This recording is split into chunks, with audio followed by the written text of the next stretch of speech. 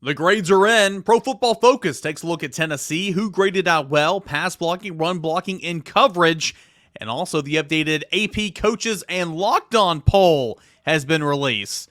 Where do the Volunteers rank in all three of those national polls? That and a whole lot more. It's your Wednesday Locked On Vols. You are Locked On Vols, your daily podcast on the Tennessee Volunteers. Part of the Locked On Podcast Network, your team every day.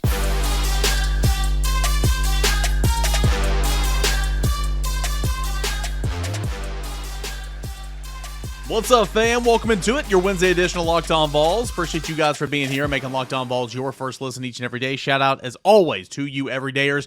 We got a lot to get into today, so I'm going to shut up and get right to it. Pro Football Focus grades here in segment number 1, but more importantly, coverage grades, blocking grades, that type of stuff. Updated polls, coaches poll, AP poll, Locked On poll. 2 of the 3 has Tennessee in the top 10. The other one, I've got a gripe, and you're going to want to tune into segment 2 because it's about my colleagues here at Locked On. And in segment 3, we'll get into our Wednesday chat with Ward Wednesday, Josh Ward of 99.1 The Sports Animal. So let's go ahead and get started by looking at the Pro Football Focus grades. And again, a lot of you guys are not Pro Football Focus fans, and that's fair. I, as always, am going to bring this grading scale back to the podcast because I think there's a lot of value to it. Now, disclaimer, I'll say this every episode, Pro Football Focus grades aren't everything. But in my opinion, they're not nothing. The guys who grade these players, and they do it for every single team in the country, but the guys who grade these players don't know the schemes, don't know the assignments, don't know the plays. So, again, take it with a heavy grain of salt, if you will. What I like about Pro Football Focus is it gives snap counts. It gives blocking grades every time a defensive back was targeted in coverage. It gives a spray sheet of where Joe Milton's throws were. So we're going to look more into that stuff, offense and defense, here in segment number 1 more than anything. But first, I want to kind of briefly go over some snap counts. Tennessee ran 85 plays on offense. And Joe Milton, quarterback, ran all but 11 of those. He ran 74, led the team in snaps on offense. 74 snaps for, actually 86 snaps according to Pro Football Focus. 74 snaps for Joe Milton, 10 snaps for Nico, 2 snaps for Gaston Moore. Running back rotation, very much a 33-33-33 split. It won't be like this all week or all season long, but 28 snaps from Jaylen Wright, 27 snaps from Dylan Sampson, 26 snaps for Jabari Small, 3 snaps for Cam Selden, and 2 snaps for Khalifa Keith. At wide receiver, a whole lot of Ramel Keaton, 73 snaps, 58 snaps Brew McCoy, 44 snaps Dante Thornton, 39 snaps Squirrel White, and if he didn't go out with an injury there in that first game, he's okay, by the way. He would have had even more snaps. 22 for Chaz Nimrod, 10 for Caleb Webb, and so on and so forth. 45 snaps, McCallum Castles, 36 for Jacob Warren, 5 for Ethan Davis. On the offensive line, 8 players played 20 snaps or more, and I'm going to focus on those. 74 snaps, Javonte Spraggins. He better not even sniff that high account this week. 60 snaps for Andre Kierix, 59 snaps for John Campbell, 57 for J.J. Crawford, 48 for Ollie Lane, 39 for Gerald Mincy, 27 for Dane Davis, and 22 for Jackson Lampley. Look at the defensive line. Roman Harrison, 32 snaps. Tyler Barron, 26 snaps. Amari Thomas, 25 snaps. David Hobbs, 24 snaps. Omar Norman Lott, 21 snaps. James Pearce, 24 snaps. And Joshua Joseph, 12 snaps. Bryson Eason, 12 snaps. There needs to be more from Eason. Karad Garland, 19 snaps. That's probably pretty good for him. David Hobbs, 24 snaps. That was pretty impressive. Looking at linebacker, Aaron Beasley, 43. Keenan Peely, 29 snaps. 24 snaps, Elijah Herring. 18 for Arian Carter. 13 for Elijah Herring. And then you look at the DBs. And again, we don't want to see this every single week, guys. But 45 snaps leading the defense for Wesley Walker. 44 snaps, second place for Jalen McCullough, Tennessee's 2 safeties. 29 for Kamal Haddon. 29 for Danico Slaughter. 29 for Tamari McDonald. 27 Brandon Turner, 26 Warren Burrell, 26 Gabe Judy Lawley, 20 Andre Turrentine, and so on and so forth. You look at these actual grades. On the offensive end, we'll start there. I'm not going to spend a whole lot of time on just overall grades, but if you look at the grading scale for Pro Football Focus, it's a little bit of a different grading scale. I'm throwing a lot of information at you guys right now. I understand that, but those of you guys who have listened to the segment kind of will catch on quickly. The grading scale, 90 to 99 is considered elite. 80 to 89, very good. 70 to 79. That's an above average starter. An average starter is 60 to 69. So when I read these grades out here, and there's some guys scored in the 60s on in grade school and in high school, college, all that type of stuff, you're like, man, that's an F. That's a bad grade. But a 60 to 69, nice, is an average starter. Okay, below average starter is 50 to 59. Anything below 50 is very much a backup player. So we'll go ahead and look at it right here. The offensive grades overall is Jaylen Wright, 83%. Joe Milton, 78%. Gerald Mincey, 74%. Again, that 83 from Jaylen Wright, that's considered above average. That's considered very good, actually. Joe Milton, 78%. That's considered an above average starter on the high end of that. Gerald Mincey, who I thought played a good game, 74%. Javonte Spraggett, 73%. J.J. Crawford, 73%. Dylan Sampson, 73%. Andre Carrick, 72%. Squirrel White, 69%. We're now getting into the average starters. Jabari Small, 69%. Ollie Lane, 68%. John Campbell, 66%. So on and so forth. I'm not going to read them all down here, but Tennessee had a really, really good day offensively. Played a whole lot of guys as well. Ollie Lane, 68%. Dane Davis, 66%. I'm looking at some starters who had low grades. Ramel Keaton, 60%. Jacob Warren, 60%. Brew McCoy, 59%. The wide receivers didn't grade out the highest, according to Pro Football Focus. But again, it is what it is. It's not the world. It's not everything. Let's look at pass blocking. Best pass blocking grades on the offensive line. J.J. Crawford got 30 reps of pass blocking. He graded out an 80.3. That's really good. Dane Davis, 78%. McCallum Castle, 74%. Let's see here. Gerald Mincey, 73%. John Campbell, 68%. The guys who struggled in pass protection, according to Pro Football Focus, Javonte Spraggins, 53. Andre Carrick, 46. And Jackson Lampley, 37. One other note on the overall grades here. Again, it is what it is, but overall grades, offensive grades, you had not a very good day for Andre Carrick. Let's see, where is he? Actually, no, never mind. Andre Carrick was okay. He was at 72%. Never mind. I'll move on. Sorry about that. Let's go to run blocking. Who was the better run blockers? Javonte Spraggins, 76%. That's good. Andre Carrick, 74%. J.J. Crawford, 68%. Ollie Lane, 65%. John Campbell, 63%. It's good to see. It's what you want to see. Let's move over to defense, shall we? Or no, let's stay on offense. This segment's going to run a little long. I apologize. I need to break this up moving forward, but I just got a jam-packed show today. Here we go. Here's a spray chart for Tennessee passing the football. And keep in mind, all but 2 pass attempts were from Joe Milton. Tennessee was 1 for 5 between the numbers, 20 yards down the field, 0 for 1 outside the hash. So in all, Tennessee was 1 for 6, 20 yards down the field. Again, Virginia was playing deep, and they were playing 6 men light in the box, so just begging Tennessee to run for it. 10 to 20 yards. Right side hash, 2 of 3 passing. Middle of the field, 2 of 2. Line of scrimmage to 10 yards out. Tennessee very successful. 4 of 4 on the left side, 3 of 3 middle of the field. 7 of 10 on the right side of the field. So Joe Milton, very accurate under 20 yards. But again, it was the game plan for Virginia to really kind of stay back and not get beat deep over the field. Overall grades here on the defensive side of the football, James Pearce graded out at 91.4. That is an elite grade, the highest grade on the team. Again, he played 26 snaps. That was great to see. Tyler Barron, the SEC defensive lineman of the week, 81%. That was great to see. Kamal Hadden, a lot of Kamal Hadden haters out there, 80%. Good to see. Keenan Peely, 80%. Aaron Beasley, 79%.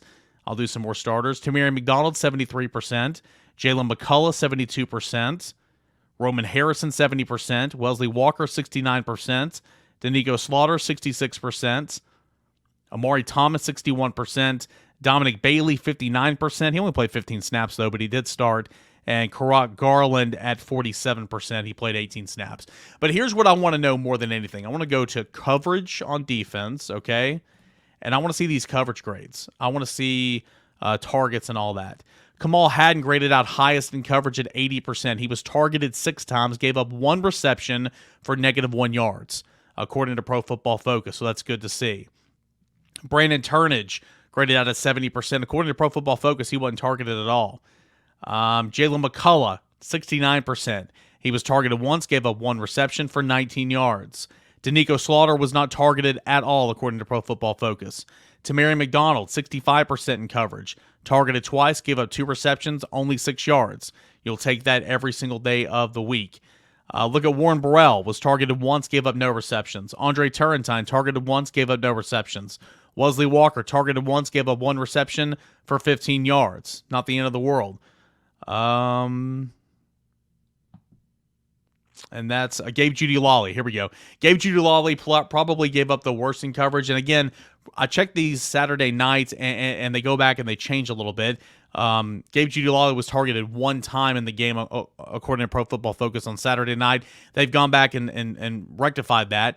Targeted twice, gave up 2 receptions for 47 yards, so not the best day overall for Gabe Judy-Lawley. So anyway, that was a lot thrown at you. I understand that, but a lot of you guys are like me and you're football nerds and you want to hear these grades and see these grades. I'll do them every single week. I'll break them up into offense and defense so we can go a little bit slower. But that was week number 1. Again, at the end of the day, Tennessee did what Tennessee was supposed to do. It went out there and whipped Virginia's tail and did it in impressive fashion. When we come back, though, updated polls. The win for Tennessee, did it reflect in the polls? Well, it did in 2 polls, that's for sure. That's coming up next right here on Locked On Vols. Hey, I want to tell you about our friends, a proud sponsor of the show, and that is eBay Motors. For a championship team, it's all about making sure every player is a perfect fit. It's the same when it comes to your vehicle. Every part needs to fit just right. So the next time you need parts and accessories, I encourage you to head on over to eBay Motors.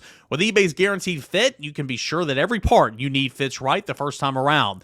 Just add your ride to the My Garage and look for the green check to know that the part will fit, or your money will be given back. Because just like in sports, confidence is the name of the game when you shop at eBay Sports. And with over 122 million parts to choose from, you'll be back in the game in no time. After all, it's easy to bring home that dub when the right parts are guaranteed. Get the right parts, the right fit, all at the right prices on ebaymotors.com. Let's ride. eBay Guaranteed Fit only available to U.S. customers. Eligible items only. Exclusions apply. The college football season is here. And Locked On is kicking up our coverage with Locked On College Football Kickoff Live every single Friday.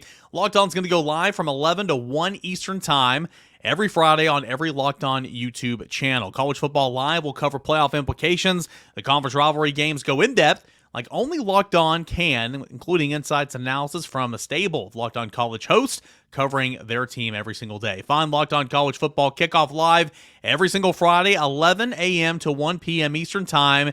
It's on any of the Locked On College YouTube channels. I promise you, you are not going to want to miss that. We're going to get into our Locked On Network Top 25 here in a moment, but I'm going to set it up here. We're going to start by looking at where the Vols have been updated in the Big Two, the coaches poll, and of course the AP poll. So you look at the AP poll, and Tennessee moved up 3 spots to number 9. It was at number 12 entering the season. A 49-13 win propelled Tennessee up to number 3. And of course, you needed some teams to lose. LSU lost, Clemson lost, and so that provided some movement there in the top 10. But Tennessee is at number 9 following week 1 in the AP poll following a 49-13 win over Virginia. That AP top 10 looks like this. Georgia's at 1, Michigan's at 2, Alabama moves up a spot to 3, Florida State, the big win over LSU, moves up 4 spots to number 4. You have Ohio State that slipped down 2 spots despite a win at number 5. USC and Penn State hold steady at 6 and 7. Washington moved up 2 spots to number 8. Tennessee again 3 spots to number 9. And Notre Dame moved up 3 spots to number 10 as well. Texas stayed idle at 11. Utah moved up 2 spots to 12. Oregon moved up 2 spots to 13. LSU went from 5 down to number 14, falling 9 spots in the poll after getting run out of the gym there from FSU in the second half. The Tigers are in there at 14. Kansas State is at 15. The rest of the top 25, Oregon State, North Carolina, Oklahoma, Wisconsin, Ole Miss, Duke, Colorado. Duke and Colorado back-to-back at 21 and 22. Big-time wins. A&M from Texas, 23, and Tulane and Clemson round out the top 25. Clemson falling 16 spots after that Duke loss on Monday night. So Tennessee, number 9 in the Associated Press poll. What about the USA Today coaches poll? Again, Tennessee entered the season ranked at number 10 in that poll. Tennessee moves up one spot to number 9. Again, a lot of the same teams here: Georgia, Michigan, Alabama. Your top 3. Ohio State stays at number 4. Florida State moved up 3 spots to 5. USC at 6. Penn State at 7. Washington at 8. Tennessee at 9, Texas at 10. Again, there's a lot of the same teams from one poll to the next. But Tennessee moved up 1 spot to number 9. LSU falls 9 spots to number 14. Clemson falls 12 spots to number 21. Duke gets in, as well as Colorado. They jump inside the coaches poll at top 25. Duke at 24 and Colorado at 25. So those are the highlights there from the coaches poll and the AP. But the biggest thing you need to know, Tennessee is at number 9 in the coaches poll. Tennessee is at number 9 in the Associated Press poll as well. So Tennessee moved up 1 spot in the coaches and 3 spots in the AP, and it is a consensus top 10 team in the land, according to the 2 big ones. Now, the Locked On College top 25 poll, we're trying to make it just as big, all right? You know, the host, myself included, we got 60 to 70 of us, and we vote on this every single week. But Tennessee is not a top 10 team according to the Locked On poll, and that's a little aggravating here. So again, a lot of my colleagues, you know, we all cover a team, you know, and so there can be some bias here.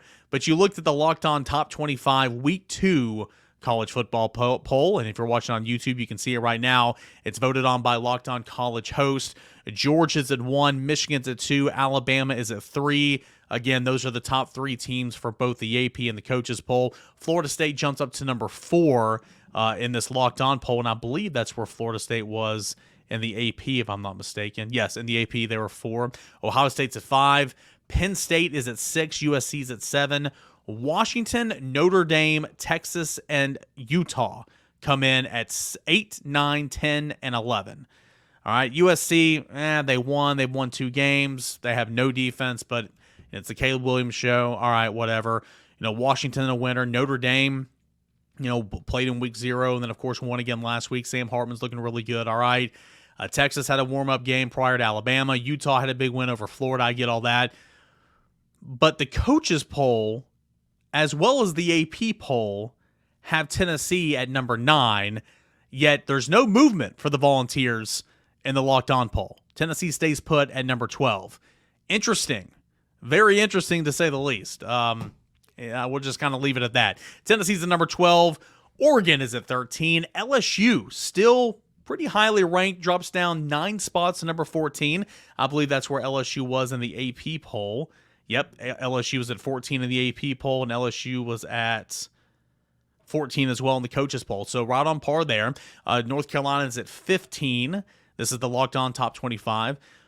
Kansas State's at 16, Oregon State's at 17, Oklahoma's at 18, Wisconsin's at 19. Of course, Colorado jumps in there at number 20, Ole Miss at 21, A&M at 22, Duke jumps in at 23, Tulane is at 24, and Kentucky jumps in at number 25. So, again, there's not a whole lot of movement between these 3 polls.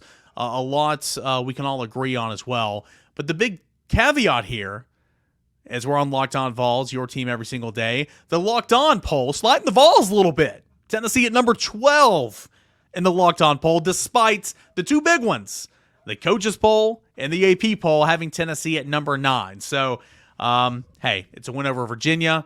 Virginia is not very good. You did exactly what you're supposed to do. You're not going to learn anything about Tennessee this week with Austin Peay. The true test will be on the road in the Swamp in 2 weeks at Florida. If Tennessee wins that game on the road, a place that hasn't won since 2003, the Volunteers for sure will be, gaining the respect of every poll around the country as being a top 10 team, a consensus top 10 team. So I have fun. I have fun voting on this poll. It's I've never been a voter in any type of poll before in terms of college football rankings, but I enjoyed it. I had Tennessee in the top 10. I think I put Tennessee at number 9 or number 10. Maybe it was number 10.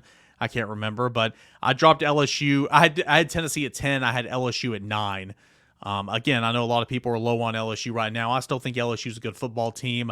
I just think FSU is a better football team and really put it on them in the second half. Now, people can say that LSU doesn't deserve to be in the top 10 because of that loss, and that's fair. I had LSU at 9. I had Tennessee at 10. I dropped I dropped Clemson all the way down to, I think, 23. Clemson didn't even make the Locked On poll. I put Clemson down at like number 23. And I'm going to start saving my poll so I can show you guys my poll as well. But anyway, good stuff there. Really enjoyed doing it. I hope you guys enjoy it as well. Tennessee getting a lot of respect, 1-0, and of course heading out through the season. Not a whole lot of Boston P talk this week, but I'll tell you all about the Governors as the week goes on. Tennessee at 5 o'clock Eastern Time. Game will be streamed on the SEC Network Plus and ESPN Plus. It's the home opener at Neyland Stadium. We're covering Tennessee like nobody else right here on Locked On Vols. We'll have a little Award Wednesday, Josh Ward conversation when we return. It's Wednesday. We get to catch up with Josh Ward for Award Wednesday here on Locked On Vols. Josh, 1-0, 49-13. Pretty impressive win. It was. Tennessee did not play the highest level of opponents on Saturday, but Tennessee made that opponent look like it was the far inferior team, obviously inferior team. So there are things that Tennessee can work on coming out of an opener. That is always going to be the case. That's what coaches want. But when you can find things offensively that you need to work on while still putting up 49 points, it's a pretty good start to the season. Overall, conversation's always going to start with the quarterback, Joe Milton. Had some throws that were not too great in the first half. I don't think his receivers helped him out an awful lot. Ramel Keaton with a huge drop. I don't think Dante Thornton ran the right route there in the end zone. Overall, he was solid. SEC Player of the Week, 4 total touchdowns, threw for over 200 yards, 70% completion. What'd you think about Joe Milton and his performance in Week 1? I thought he had a good game. Not a perfect game. That wasn't the expectation going in. Again, there are things that we could see within the game, some throws that were off, that would be obvious, or some reads that maybe he missed, but there were also progressions we saw him go through, and it's the latest example of the progress he's made as a quarterback. And then his leadership ability, I think, showed up in the middle of the first half when they weren't totally in sync. When Ramel Keaton drops a pass, that affects Joe's stats. It didn't ultimately affect Tennessee as an offense, but Joe was going to keep throwing the football to Ramel Keaton, and he knows he's going to make catches. He's already made tough catches. If Ramel were stepping into a bigger role for the first time, then maybe we'd wonder, okay, is this a problem? But we've already seen him make big catches in big games. So who's questioning Ramel's ability? So that would be another example of wasn't perfect. Mistakes are going to be made, but that's what coaches want to see. So I'm sure that they looked at some stuff on tape with Joe and said, okay, you could have gone here, could have done this, but that would apply to his teammates as well. And you're right. The quarterback's going to be talked about more than anybody else when there are other things that sometimes we see, sometimes we don't, that affect the way the quarterback looks. Tennessee behind a little bit of a makeshift offensive line. I say that when really there's only one position that is a huge question mark, that being left guard. I had faith the tackles are going to be okay, and I think the tacklers are going to be fine as the season goes along. But you had 2 centers that played well. You had rotation at tackles. 8 guys played over 20 snaps on the offensive line. What did you think about that group? And then obviously when you block for almost 300 yards on the ground, that's a pretty good day. Yeah, they had a good day overall. They were not going up against a high-level SEC team. I'm kind of repeating myself when I bring up the opponent. It has to be considered. But again, Tennessee did exactly what it was supposed to over the 4 quarters. And they continue to wait to get Cooper Mays back. When that happens, that will certainly help. But they have a number of guys that they can count on. This offensive line is going to be fine. I'm confident in that, assuming good enough health. If they start to deal with more injuries, then that can change the conversation, but that's unpredictable. With Glenn Ellerbe and with this offensive system, they'll be okay. Now, we didn't expect them to have Darnell Wright at right tackle, and that's going to continue to be the case the rest of the way. But John Campbell running a defender through the end zone into the back, that got a lot of people fired up, and I think the attitude, the mindset is going to be where this staff wants it to be. And short yardage situations against big-time SEC line play, let's see what they do. But they started out the way that I think Tennessee hoped. Look at the defense. That's the biggest story of the day, in my opinion. Of course, again, the conversation is going to start with the quarterback, but defense did exactly what it was supposed to do. The level of competition, I hear you. But good to see James Pearce out there. Good to see the defensive line just clean up. Tyler Barron cleaned up with a couple of sacks. Thought the linebackers were running all over the place. Didn't rotate as much as I wanted to at safety, but a good rotation at star in the cornerback spot. What'd you like about that defense in week one? Yeah, they can make some plays, and James Pearce is a guy that I think deserves a ton of credit and will get a lot of talk because we know about his talent and we've discussed his potential as a highly touted guy. On3 was the service that had him as a 5-star prospect, right? Mm-hmm. And we didn't see much of him as a freshman. We saw more of Joshua Josephs, and Joseph still, to me, looks the part and can be a key contributor this season. Pearce making those plays, though, is very exciting because if he's able to get some one-on-one matchups against opposing offensive tackles, he's going to win his fair share, I think, if he really is making the progress that we heard about and he showed this past Saturday. Tyler Barron showing up and they can move him inside. He's a guy that can be used in different ways. We knew about the depth. We knew about the amount of guys that they said they were going to play. They played them. They look good. You're right about the opponent again, but you can just watch them and tell how some of these guys move.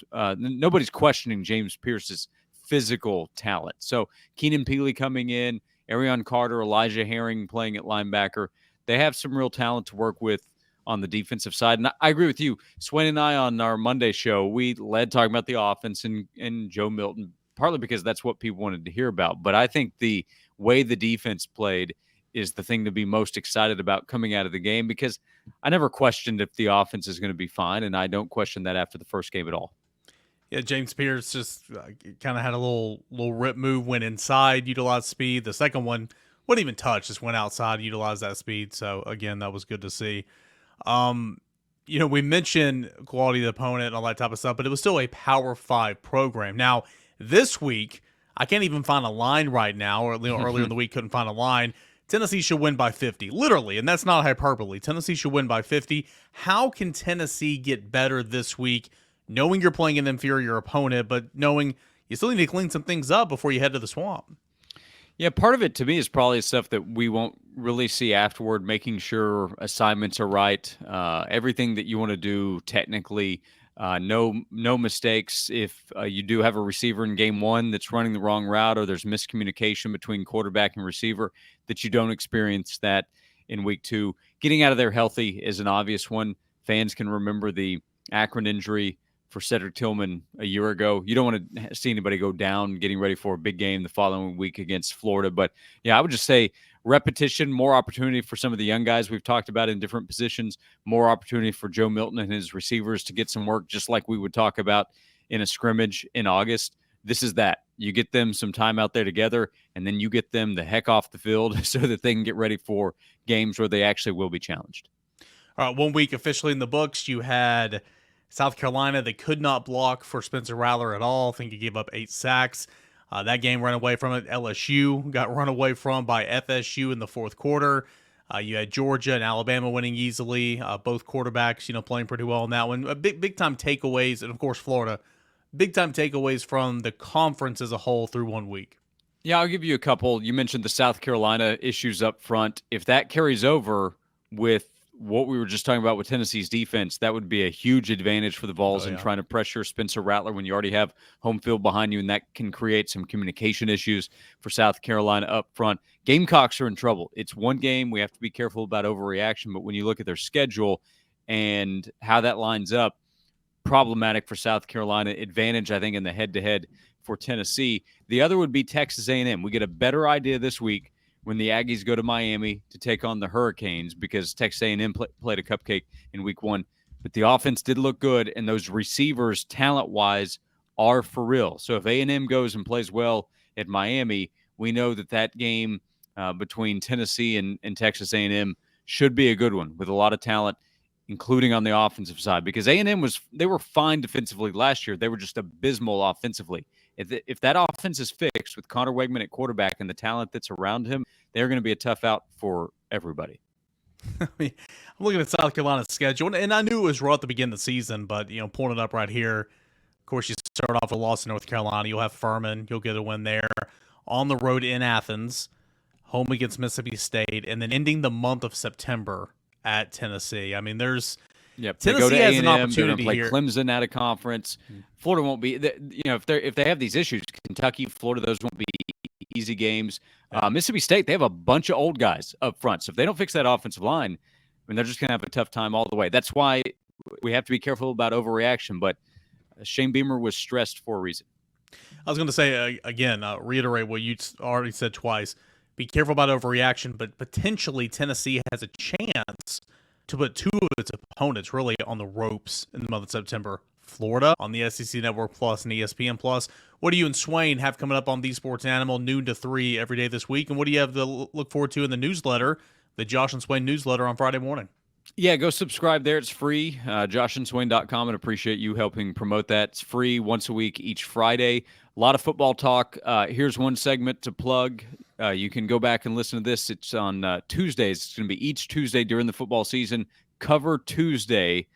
We're going to have Jonathan Wade, VFL, former Tennessee defensive back who played in the NFL for half a decade. So each Tuesday, Cover Tuesday with Swain's former teammate. How about that? A receiver and defensive back getting along to do some radio together. I was going to say there'll be some smack talk, right?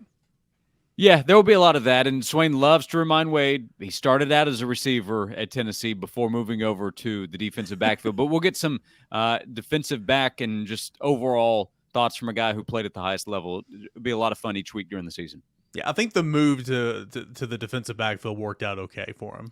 It paid off, literally, for Wade. Literally. So, and he'll tell you, going up against Swain and Meacham every day in practice helped him as well get ready for the league. And that's what it's about. So Tennessee's trying to get back to that. No joke. The receivers in this offense and more teams are going to be going fast and trying to do different things like that. Tennessee's defense should benefit over the next couple of years facing Heupel's offense every single week. You can listen to Josh and Swain on 99.1 The Sports Animal, noon to 3 weekdays on the radio dial, and you can subscribe to the Josh and Swain newsletter in the description of this episode right now. Josh, appreciate it, man, as always. Have a good day. Thanks, Eric. Great stuff as always from Josh Ward. You can hear Josh Ward every single day, noon to 3 on The Sports Animal, and every single week right here on Wednesdays on Locked On Vols. Guys, appreciate it. It's been a fun show. It was a jam-packed show, a lot of information there. I'll split up the Pro Football Focus rankings moving forward. One segment offense, one segment defense, but I wanted to talk about the polls, and of course we had to talk to Josh. So a jam-packed show here on a Wednesday, but I appreciate you guys. We'll have Boogie Bentley coming up tomorrow. Looking forward to having him on the show for a couple of segments. What did he see from Tennessee's win over Virginia in the opener, and a whole lot more. Stay safe, and let's do it again tomorrow. This is Locked On Vols.